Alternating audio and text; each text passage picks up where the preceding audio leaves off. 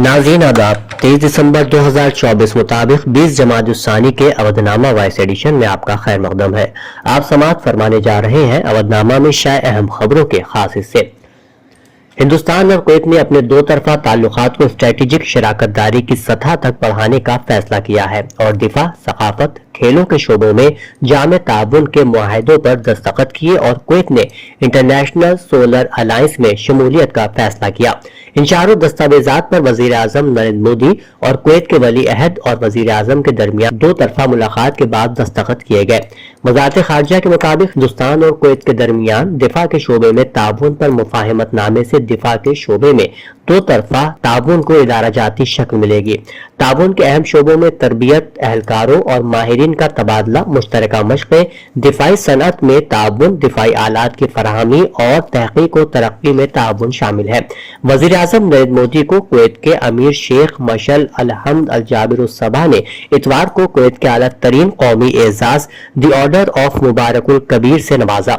Mister Modi ने इस एजाज को हिंदुस्तान और कुवैत के दरमियान देरीना दोस्ती, कुवैत में हिंदुस्तानी बरादरी और हिंदुस्तान के 1.4 बिलियन अवाम के नाम वक्फ किया।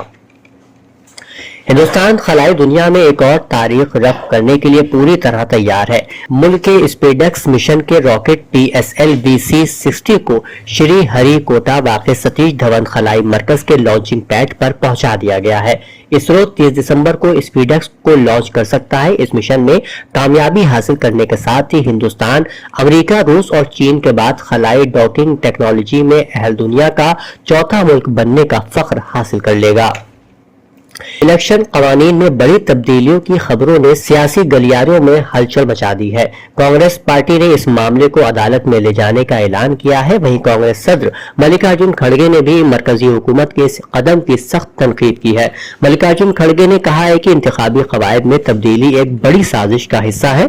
मल्लिकार्जुन खड़गे के मुताबिक हुकूमत ने इलेक्शन कमीशन की आजादी पर हमला किया है। इससे आईन और जमहूरियत को गहरा नुकसान पहुंचा है। मोदी हुकूमत ने जानबूझकर इंतखाबी कवानीन में तब्दीली की है। ये एक मुनज़्ज़म साजिश का हिस्सा है जिसका मकसद इलेक्शन कमीशन की आजादी छीनना है। राष्ट्रीय स्वयं सेवक संघ के सरबराह मोहन भागवत ने इतवार को एक बार फिर हिंदुस्तान में फैल रहे मजहबी मुनाफरत के बारे में बात की। उन्होंने कहा कि मजहब के नाम पर जो भी जुल्म और जबर हुआ है वो सिर्फ और सिर्फ मजहब की गलत समझ और अधूरी जानकारी की वजह से हुआ है। मज़कूरा बातें RSS के सरबराह मोहन भागवत ने महाराष्ट्र के अमरावती में महानुभाव आश्रम के 100 साला तकरीब से खिताब के दौरान कही। डॉक्टर भीमराव अम्बेडकर पर मरकजी वजीर दाखिला अमित शाह के तबसरों के बाद हिज़्ब इख्तिलाफ की जानिब से लगातार बरहमी का इजहार किया जा रहा है। इस ज़िम्न में मरकजी हुकूमत और वजीर दाखिला अमित शाह पर सवालात उठाती आ रही कांग्रेस इसके खिलाफ 23 दिसंबर को मुल्क भर में प्रेस कॉन्फ्रेंस करेगी। साथ ही 24 दिसंबर को तमाम अजला में अम्बेडकर सम्मान यात्रा निकाली जाएगी। उत्तर प्रदेश के वजीर आला योगी आदित्यनाथ ने इतवार की सुबह गोरखनाथ मंदिर में मुनक्किदा अवामी दर्शन के दौरान तकरीबन 150 लोगों से मुलाकात की। उन्होंने कहा कि हुकूमत फलाही स्कीमों का फायदा हर जरूरतमंद और मुस्तहक शख्स तक पहुंचाने और हर मसले को मौसर तरीके से हल करने के लिए पुरअज़्म है। जनता दर्शन में लोगों के मसाइल सुनते हुए वजीर आला ने अफसरान को हिदायत दी कि वो अवामी मसाइल के तई फौरी हसासियत का मुजाहरा करें। उत्तर प्रदेश हुकूमत की हिदायत पर DGP हेडक्वार्टर ने इतवार को 9 अजला के पुलिस कप्तानों समेत 15 IPS अफसरान का तबादला किया है। बहराइच तशद्दुद के बाद DIG देवी पट्टन रेंज अमरिंदर प्रसाद सिंह को हटाए जाने के बाद SP वृंदा शुक्ला को women and child protection organisation 1090 में तब्दील कर दिया गया है, जबकि सिद्धार्थ नगर SP प्राची सिंह को 32 वाहनी PAC लखनऊ भेज दिया गया है। इसके अलावा जौनपुर, अम्बेडकर नगर, कासगंज, अमेठी, बलिया, देवरिया और हाथरस के SPs को भी तब्दील किया गया है। महकमे सियाहत के ज़ेर एहतमाम आर्ट फेस्टिवल इतवार को उत्तर प्रदेश के दारुल हुकूमत लखनऊ के जनेश्वर मिश्रा पार्क में खत्म हुआ। 4 रोजा मकामी और मुल्क के मुख्तलिफ फनकारों को एक प्लेटफॉर्म मिला जहां उन्होंने अपने फन का जादू जगाया। तकरीब के दौरान अदब, तंज, थिएटर और मौसीकी के शोबों के माहिरीन ने मुख्तलिफ सेशंस पेश किए। सयाहत और सकाफत के वजीर जयवीर सिंह ने कहा कि इस तरह की तकरीबात से सयाहों को खुशी मिलती है और मईशत को भी تقویت ملتی ہے۔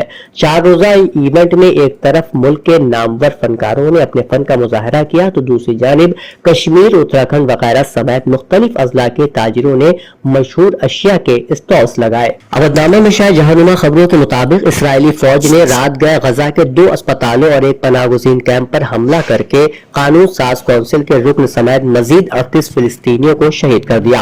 عالمی ادارے صحت کے سربراہ نے شمالی غزہ کے کمال عدوان اسپتال کے اطراف فوری جنگ بندی کا مطالبہ کر دیا گیا ہے۔ خبر رساں ادارے الجزیرہ کے مطابق غزہ سٹی کے نوائی علاقے دراج میں اسرائیلی فضائیہ اسکول میں قائم پناہ گزینوں کے کیمپ پر اسرائیلی بمباری کے نتیجے میں 8 فلسطینی شہید ہو گئے۔ الجزیرہ کے مطابق اس سے پہلے کیے گئے حملوں میں 14 فلسطینی شہید ہو گئے تھے۔ اسرائیلی طیاروں نے نصیرت کیمپ اور دیر البلح پر بمباری کی۔ اسرائیلی فوج کے حملوں میں خاتون 3 بیٹیوں کے ساتھ جان گنوا بیٹھی۔ ترکی کے جنوب مغربی حصے میں ایک ایمبولینس ہیلی کاپٹر ایک اسپتال کی عمارت سے ٹکرا کر گر گیا۔ اس واقعے میں 4 افراد ہلاک ہوئے ہیں۔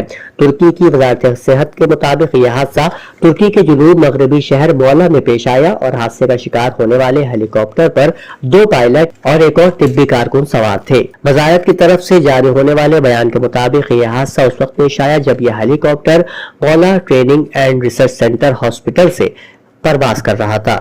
ایرانی سفارت خانے کے ٹیکنیکل اسٹاف کے ممبر کو دمشق میں کار پر فائرنگ کر کے قتل کر دیا گیا۔ عالمی خبر رساں ادارے کے مطابق مرنے والے اہلکار کی شناخت داؤد کے نام سے ہوئی ہے جو اپنی کار میں گھر سے روانہ ہوئے تھے۔ ایرانی سفارت خانے کے ٹیکنیکل ممبر کی گاڑی کو چاروں طرف سے گھیر کر اندھا دھند فائرنگ کی گئی جس میں گاڑی چھلنی ہو گئی۔ اہلکار کو شدید زخمی حالت میں اسپتال منتقل کیا گیا جہاں ان کی موت کی تصدیق کر دی گئی۔ ایران کی وزارت خارجہ کے ترجمان اسماعیل بقائی نے سفارتی عملے کی حفاظت کو یقینی بنانے کا مطالبہ کرتے ہوئے بتایا کہ قتل کی تحقیقات کے لیے شام کی عبوری حکومت کے ساتھ رابطے میں ہے۔ ایران کے شمال مغربی صوبے لورستان میں ایک بس کھائی میں گرنے سے کم از کم 10 افراد کی موت ہو گئی۔ غیر ملکی خبر رساں ادارے رائٹرز کے مطابق ایران کے صوبے لورستان میں بس کا حادثہ خراب روڈ اور تیز رفتاری کی باعث پیش آیا۔ پیگاسس معاملہ ایک بار پھر خبروں میں ہے جس پر ہندوستان میں نئی بحث چھڑ گئی ہے۔ امریکی عدالت نے اسرائیلی اسپائی ویز بنانے والی کمپنی NSO کو پیگاسس کے ذریعے 1400 واٹس ایپ صارفین کی جاسوسی کا ذمہ دار قرار دیا ہے۔ ان صارفین میں 300 ہندوستانی شامل ہیں جن میں صحافی، سیاستداں، سرکاری افسران اور انسانی حقوق کے کارکن بھی شامل ہیں۔ واٹس ایپ نے NSO گروپ کے خلاف مقدمہ درج کرایا تھا جس کی سماعت کرنے والے جج فلس ہیملٹن نے کہا کہ گروپ امریکی قوانین کی خلاف ورزی کا مرتکب ہوا ہے اور متاثرین کو نشانہ بنانے کے لیے مکمل طور پر ذمہ دار ہے۔ رپورٹ کے مطابق ہندوستان میں پیگاسس کا مبینہ استعمال کئی اہم شخصیات کے خلاف کیا گیا جن میں اپوزیشن کے رہنما، مرکزی وزراء اور کچھ سماجی کارکن شامل تھے۔ اودنامہ میں شائع مضامین کو مکمل طور پر پڑھنے کے لیے اودنامہ کی ویب سائٹ www.avodnama.com پر وزٹ کریں اور ای پیپر پر کلک کریں۔